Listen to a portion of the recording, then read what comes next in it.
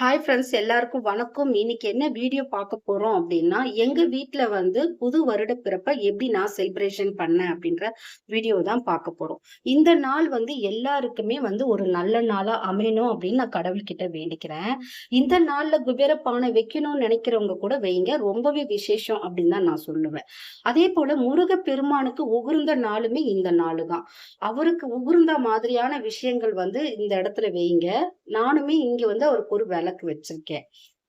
இந்த நாள்ல வந்து கனி காணுதல் பார்க்கறது ரொம்பவே விசேஷம் அப்படின்னு சொல்லுவாங்க.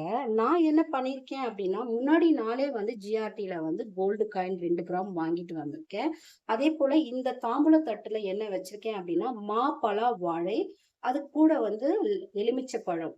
இது எல்லாமே இதுல வைங்க. இது ஒரு கண்ணாடி வச்சு, அந்த கண்ணாடிக்கு மேல வந்து உங்ககிட்ட இருக்கிற தங்கம் என்னவோ, அந்த தங்கத்த வந்து இதுல போட்டு வைங்க.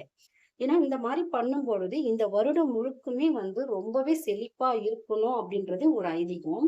அதேபோல உப்பு, அரிசி, பருப்பு, நவதானியங்கள் கூட இந்த இடத்துல வைக்கலாம். நம்மளால என்ன முடியுதோ அத வந்து ரொம்பவே எளிமையாகவே செய்யலாம்.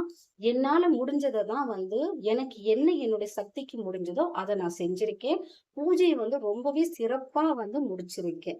ஏன்னா நம்ம இப்படி பண்ணும்பொழுது அந்த வருடம் முழுக்குமே ஒரு ரொம்ப பாசிட்டிவிட்டிஸா இருக்கும். நம்மளுக்கு கேட்கிற வரத்தை வந்து கடவுள் குடுக்குறாரோ இல்லையோ, ஆனா அந்த நாள் வந்து நிறைவான வருடமாவே நமக்கு அமையும். நீங்களுமே இந்த மாதிரி வந்து ட்ரை பண்ணுங்க. கனி காணுதல் அப்படின்னு சொல்றதே இதுதான்.